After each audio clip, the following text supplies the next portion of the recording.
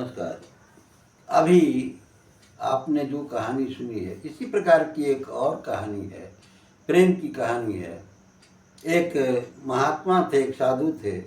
वो हमेशा अपने पास काली कमली रखा करते थे और भगवान को भोग लगाकर, सुबह शाम भोग लगाकर भगवान प्रसाद प्राप्त करते थे।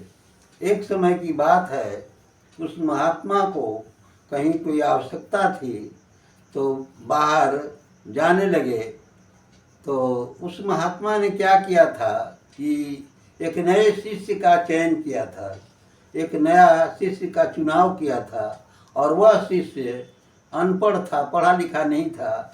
लेकिन जाते समय जब महात्मा जी, साधु जी प्रस्थान करने लगे, कहीं जाने लगे, तो उन्होंने संकेत किया उस शिष्य को कि देखो, तुम प्रतिदिन भगवान को भोग लगा देना, भगवान को खिला देना, उसके बाद प्रसाद पाना या भोजन करना।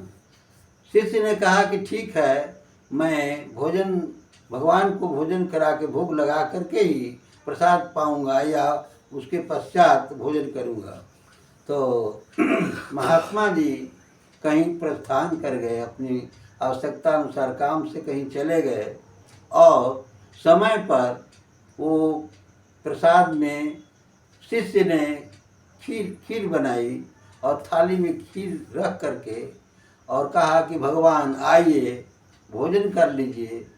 तो भगवान नहीं आने लगे।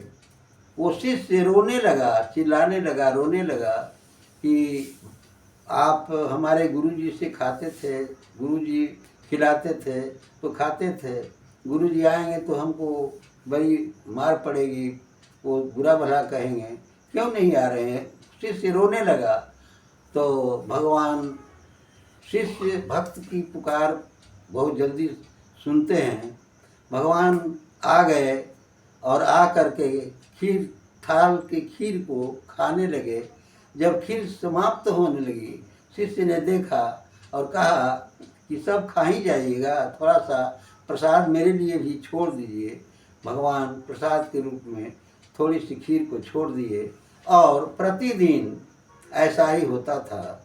वो शिष्य, साधु के, महात्मा जी का शिष्य प्रतिदिन सुबह शाम भोग लगा करके ही प्रसाद के रूप में वो प्रसाद प्राप्त करता था और खाता था। एक दिन की बात ऐसी है कि जिस दिन वो प्रसाद खा ही रहा था शिष्य, उसी समय उसके गुरु महात्मा जी पहुंच गए।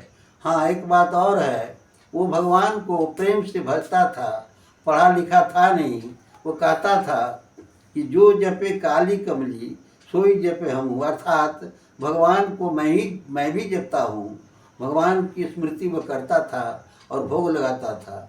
हाँ, तो एक दिन देखा, महात्मा जी ने देखा कि ये खा रहा है।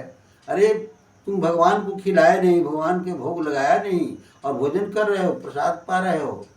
उस शिष्य ने कहा कि नहीं नहीं, मैं प्रतिदिन भगवान को सुबह शाम खिलाता हूँ, भगवान आते हैं, खाते हैं और तब मैं प्रसाद के रूप में उसे प्राप्त करता हूँ, खाता हूँ। गुरु ने कहा कि नहीं नहीं, तुम बदमाशी करते हो, ऐसा नहीं होता है, तुम गलत बोल रहे हो। शिष्य ने कहा कि ठीक है, शाम को हम भगवान को भोग लगाएंगे, आप देखेंगे। संध्या समय पर शिष्य ने खीर बनाई या कोई अन्य प्रसाद तैयार किया और उस दिन भगवान नहीं आने लगे। वो रोने लगा कि आज गुरु जी उपस्थित हैं, नहीं आइएगा, नहीं खाइएगा तो हमें मार पड़ेगी। पुनः पहले की तरह चिल्ला कर रोने लगा। भगवान, गुरु ने देखा, महात्मा जी ने देखा कि एक प्रकाश के रूप में, प्रकाश की तरह, लाइट की तरह कुछ दिखाई दिया, प्रकाश की तरह, और थाल के खीर समाप्त हो रही है। गुरु ने देखा तो गुरु ने कहा कि अरे, इतने दिनों से मैं भगवान की भक्ति में रहा और मुझे भगवान से भेंट नहीं, भगवान की प्राप्ति नहीं हुई और तुम तो हमसे आगे हो। कहने का तात्पर्य है कि प्रेम परमात्मा से सच्चे दिल से जो प्रेम करता है वो भगवान बहुत प्रसन्न होते हैं और भक्त की जो भी आवाज़ आती है उसके अनुसार उस कार्य की पूर्ति के लिए वो तत्पर रहते हैं।